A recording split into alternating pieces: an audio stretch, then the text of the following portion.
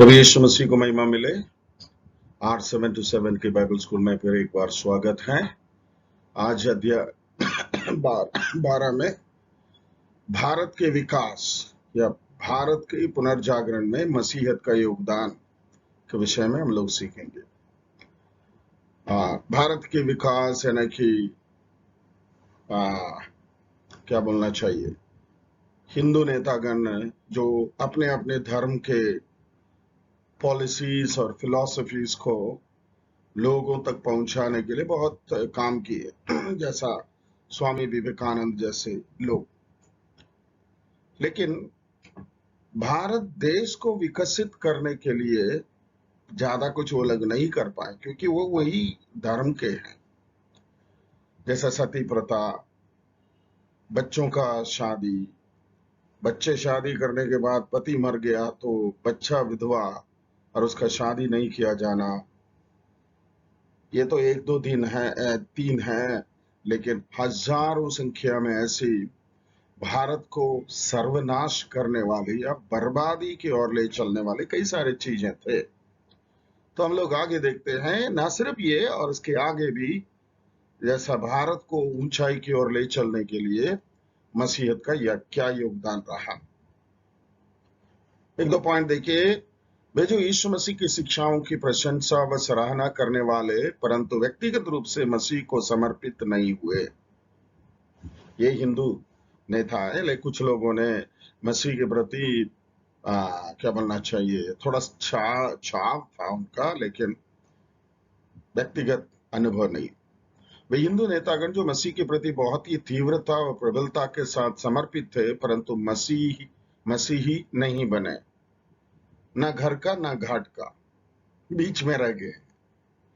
वे हिंदू अगुवे मसीह बन गए, परंतु उनका विचार था मसीह बनने से उनका हिंदुत्व का अंत हो जाता है। मतलब वो धर्म का परिवर्तन हो गया, इसलिए वे अशुद्ध हो गए, हो सकता है, राइट? ये लोगों का विचार। तो ऐसी स्थिति में आगे हम लोग चलते हैं। देखिए कुछ लोगों का, भारत के प्रथम प्रधानमंत्री पंडित जवाहरलाल नेहरू ने 1946 में कहा, भारतीय मसीही भारतीय लोगों के अभिन्न अंग है। उनके रीति रिवाज 1500 वर्ष से भी पुराने हैं तथा उनकी देश की संस्कृति व आत्मिक जीवन में बहुत ही कीमती बातें या तत्व हैं। मतलब बड़े लोग समझते थे, राइट? और उसके बाद आप पढ़ करके देखिए, राइट? मसीहत के प्रवेश से शोषण यानी कि एक्सप्लॉयटेशन, नव जागृति, शिक्षा के सुअवसर, व्यक्तिगत मान सम्मान, इज्जत व सामाजिक रीति से प्रतिष्ठित व व्यक्ति बनना, यानी कि ऐसा कई सारे चीजें। मसीह के प्रवेश से 16वीं सदी में कई सामाजिक सुधार या शोषण, छुआछूत से मुक्ति हेतु आंदोलन हुए।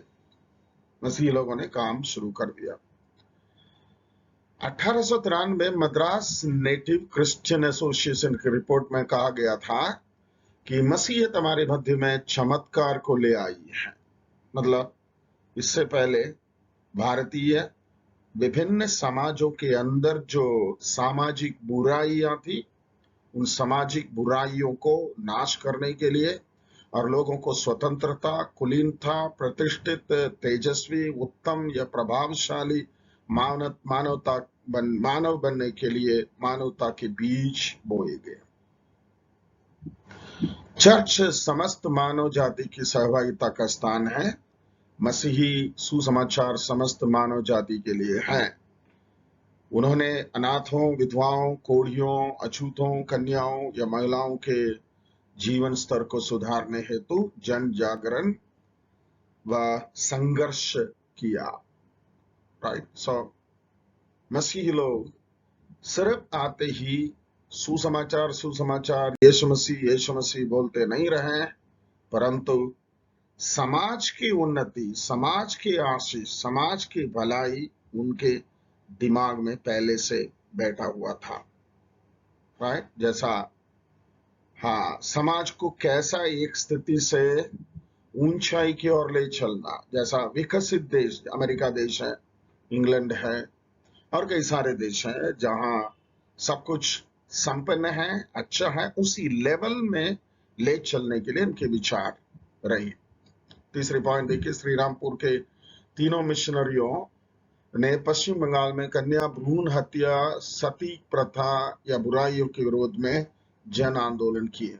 इससे प्रभावित होकर राजा राम मोहन राय ने 1829 में सती प्रथा के प्रतिबंध हेतु तो गवर्नर जनरल विलियम बेंटिक के समक्ष सुधार कानून लाया गया।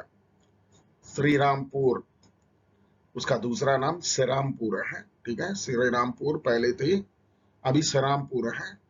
ये श्रीरामपुर मिशनरियों की आधुनिक भारत की संस्कृति में मसीही मूल्यों व भाषाओं हेतु कार्य किया। संपूर्ण बाइबल व उसके भागों को स्थानीय भाषाओं में अनुवाद किया। मतलब लोग पढ़ने लगे, उससे पहले कहाँ पढ़ाई, राइट? कम से कम पढ़ाई लिखाई लोग शुरू किए हैं, कहाँ? 16वीं शताब्दी, सॉरी 18वीं शताब्दी में। उसमें से एक प्रमुख व्यक्ति देखिए, विलियम कैरी। 1802 में महाभारत व रामायण का बंगाली भाषा में अनुवाद किया। वाह, राइट? महाभारत रामायण का बंगाली भाषा में अनुवाद किया और 1818 में समाचार दर्पण नामक बंगाली भाषा में अखबार निकाले थे। 1814 में आधुनिक शिक्षा एवं यूरोपियन ज्ञान विज्ञान की शिक्षा भारतीयों में प्रारंभ किया। उन्होंने श्रीरामपुर कॉलेज व यूनिवर्सिटी की स्थापना की, जो आज भी विश्व प्रसिद्ध है। श्रीरामपुर यानी कि श्रीरामपुर मिशनरियों ने प्राचीन भारतीय समाज संस्कृति के मूल्यों की प्रशंसा व सराहना की, राइट? ये प्रमुख एक मिशनरी के जीवन के द्वारा जो काम हुआ। उसके अलावा लगभग 25 भाषा में इन्होंने बाइबल को अनुवाद करके दिया। आज का सेविंग्स बैंक यानी कि बचत खाता जो सिस्टम है, विलियम कैरी ने इंट्रोड्यूस करके दिया, जो आज पूरे भारत में लाखों करोड़ों लोगों ने अकाउंट खोल करके जो रखा है, उसका नेम विलियम कैरी ने डाला है। और उसके बाद उनका अनुयायी राजा राम मोहन राय। यह समय 18वीं 19वीं सदी सामाजिक जागृति व हिंदू क्रिश्चियन दिव्य मूल्यों, रीति रिवाजों, बहु ईश्वरवाद व एक ईश्वरवाद की खोज का था। इसके एकल स्वरूप में राजा राममोहन राय ने क्रिश्चियन व हिंदुओं का रीति रिवाजों और संस्कृति को ध्यान में रखते हुए समाज और धर्म के बारे में वाद विवाद प्रारंभ किया, यानी कि डिस्कशन शुरू किया। उसने सामाजिक व धार्मिक बंधनों से मुक्ति, उद्धार, मोक्ष की आत्मा का प्रकटीकरण किया। उनका मानना था कि धर्म व मानव जीवन में पुनर्जीवन देने व नव विकास में अहम भूमिका है। आगे आप पढ़ करके देख सकते हैं। मतलब कम नहीं है ये लोगों ने, राइट, मसीही समाज होकर भारत के विकास के लिए, भारत देश की ऊंचाई और उन्नति के लिए जो काम किया है। 1820 में राजा राममोहन राय ने यीशु की तस्वीर शांति की आनंद का मार्ग, यानी कि यीशु की तस्वीर शांति के आनंद मार्ग प्रकाशित किया, जिसमें तीनों सुसमाचारों से यीशु मसीह की नैतिक शिक्षाओं का समावेश था। राजा राममोहन राय ने इस बात को स्वीकार किया कि प्रभु यीशु मसीह आधुनिक भारतीय सभ्यता की आत्मिक नींव के अभिन्न अंग है। उसने वो बंगाली ब्राह्मण था, वे भारतीय राष्ट्र के नबी व हिंदू धर्म समाज के सुधार में अग्रणी थे, राइट? मतलब विलियम कैरी के सेवकाई ने ऐसा एक व्यक्ति को सीधा खड़ा कर दिया कि वो हिंदुओं के बीच में रहें, मसीही बनकर रहें, मसीहत की शिक्षा को वो लोगों को दे दे जो नैतिक और आधुनिक था, राइट? इसमें उनका योगदान बहुत बड़ा रहा। और उसके बाद केशव चंद्र सेन, केसी सेन कहते हैं, केसी सेन, केशव चंद्र सेन, राइट, जिनका योगदान बहुत ही काबिले तारीफ है। इस बात पर जोर दिया कि राजनीतिक, सामाजिक व नैतिक पुनर्जागरण हेतु भारत के मसीह की तरह देखना चाहिए, राइट।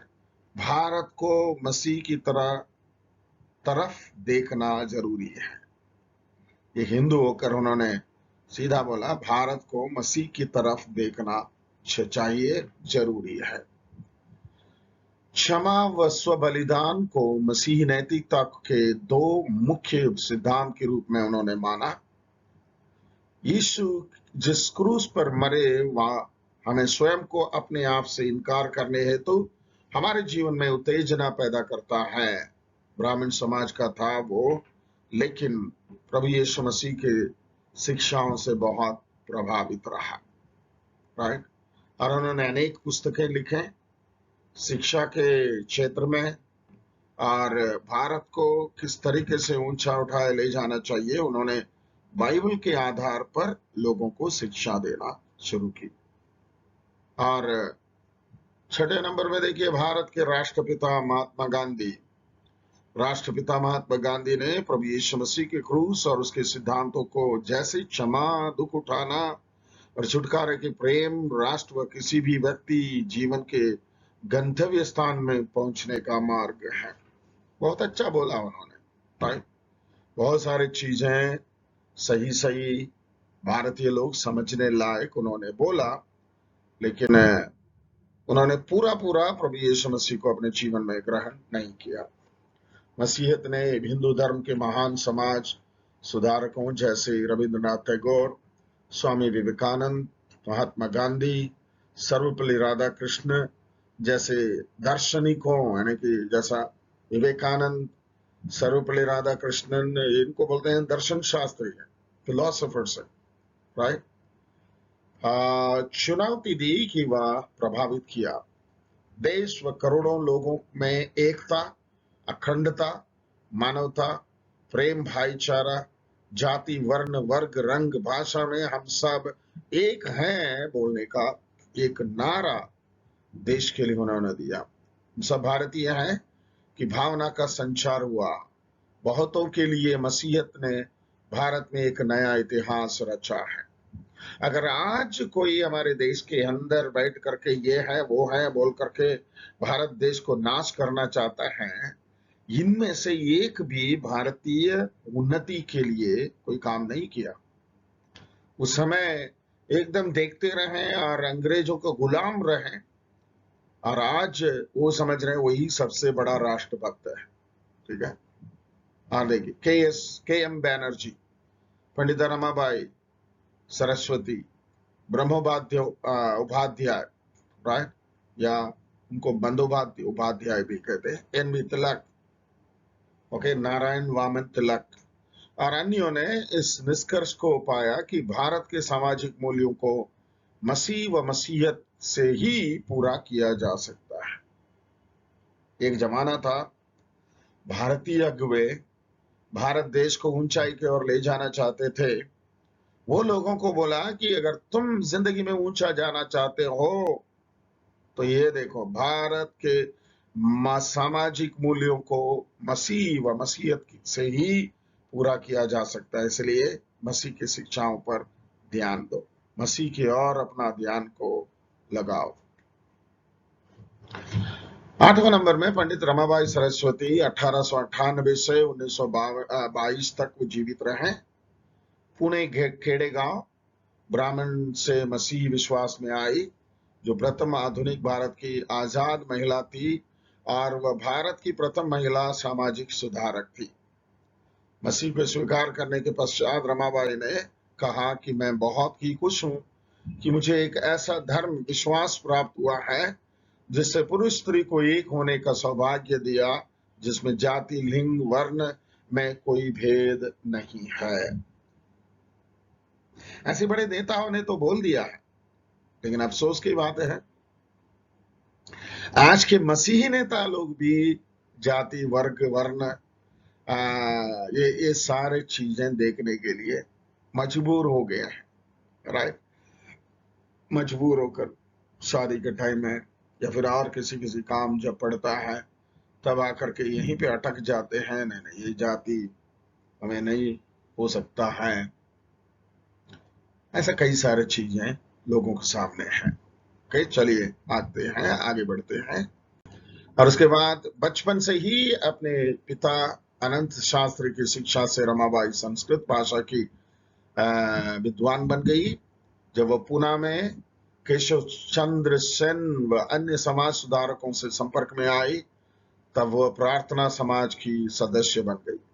1853 में जब वह पूना में आई, तब वानखेड़े बहनों के संपर्क में आई और इंग्लैंड गई, और वहां पर उसने प्रभु यीशु की ग्रहण किए कर बपतिस्मा लिया और इस निष्कर्ष पर पहुंची कि समाज की स्थिति अस्थिर व अनिश्चित है और केवल यीशु मसीह ही उसे स्थिर व निश्चयता दे सकता है।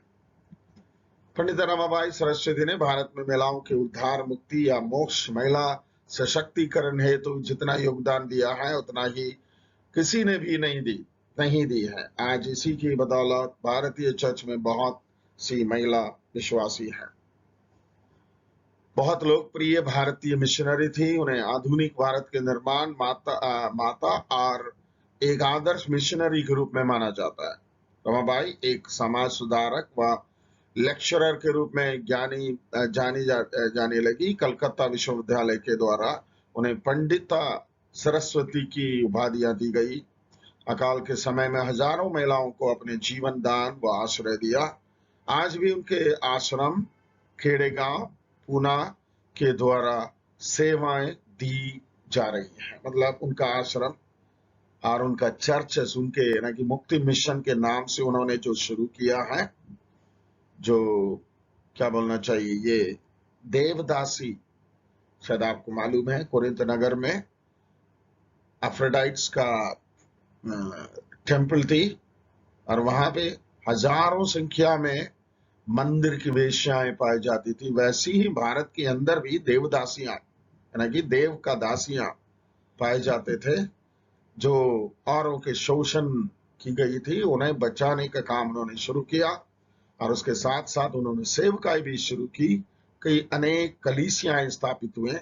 मेरे पहचान के कुछ लोग हैं जो मुक्ति मिशन की कलीसिया में काम कर रहे थे छत्तीसगढ़ में रहते समय से उनका सेवकाई। और महात्मा ज्योतिबा फूले, राइट, 1827 से लेकर 1890 तक उनका जीवन रहे।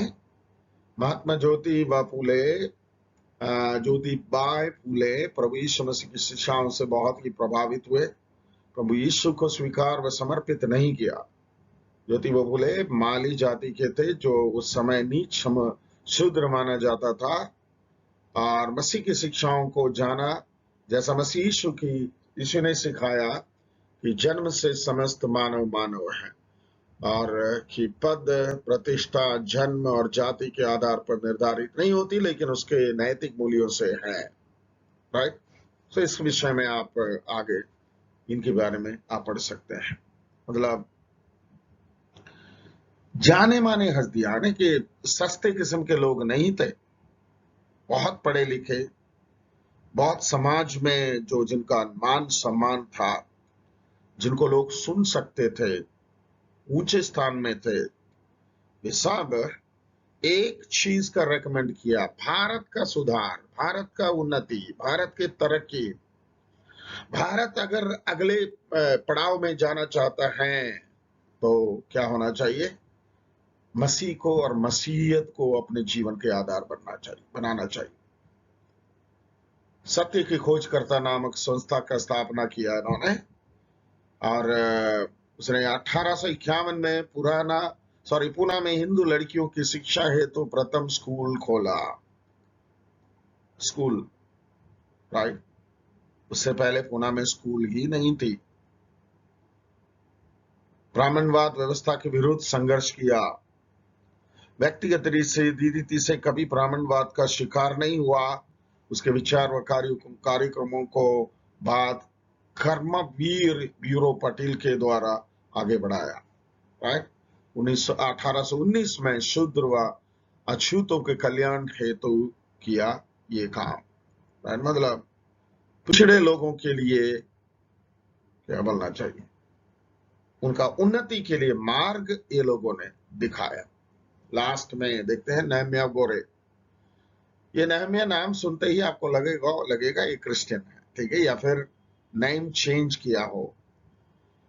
राइट, यहीं पे देखिए उनका नाम नीलकंठ शास्त्री गोरे, राइट, जिन्होंने अपने नाम आगे नहम्याह जोड़ा, मतलब ये भी हिंदू धर्म से आए, मसीह को ग्रहण किए। राइट, यहीं पे देखिए चितपावन ब्राह्मण परिवार, महाराष्ट्र से उनका जन्म हुआ। उनकी शिक्षा दीक्षा धार्मिक ट्रेनिंग बनारस में हुई। वैष्णव रीति से रिवाज के अनुसार उनकी शिक्षा हुई, परंतु वे सत्य की खोज में किसी भी साहसी कदम को उठाने में सक्षम थे।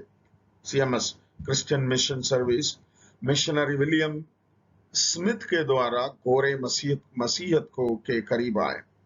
नहम्याह गोरे प्रभु यीशु मसीह के पहाड़ी उपदेश की शिक्षाओं से प्रभावित व अपने जीवन में परिवर्तन को उन्होंने पाया।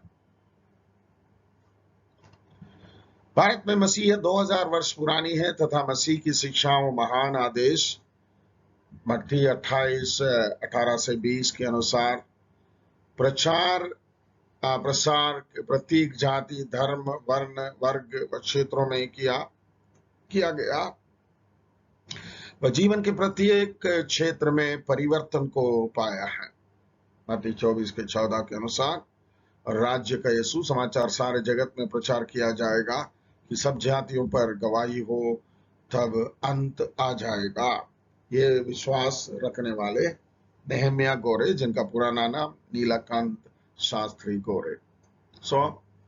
क्या हमने देखा, भारत के उन्नति के लिए, ऊंचाई के लिए, तरक्की के लिए विदेश से आए हुए मसीही लोग, भारत में मसीही बने मसीही लोगों ने क्या योगदान दिया है, और उसका एक पार्ट है इंट्रोडक्शन के रूप में आपके सामने रखी गई है।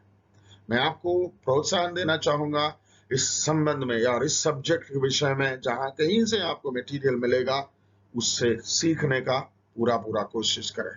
प्रभु आपको आशीषित करेगा।